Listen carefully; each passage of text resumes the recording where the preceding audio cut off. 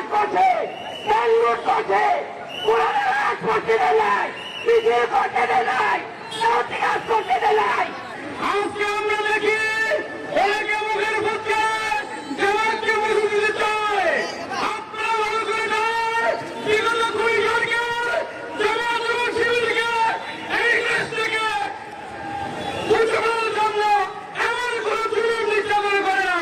জামাত নেতৃবৃন্দ মানবতার নিজামী মুজাহিদ সাহেব শীর্ষ নেতৃবৃন্দ জীবন দিয়েছে, কিন্তু বদলের সাথে কোনো আপোষ করে না।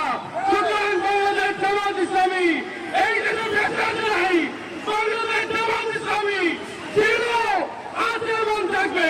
সম্মানিত বিষয় আসুন, আমরা এই দেশে অনেক সরকার দেখেছি, এবার আমরা চাই বাংলাদেশ জামাত ইসলামীর নেতৃত্বে একটি ইসলামী রাষ্ট্র কায়েম করে চক্রের সেরা বাংলা করতে চাই।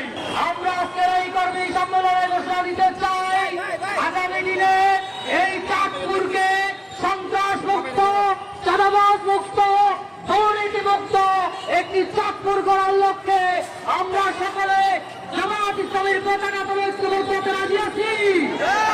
আগামী দিনে এই চাঁদপুরে আমরা কোনো চাঁদাবাজকে দেখতে চাই না, আমরা কোনো সন্ত্রাস দেখতে চাই না।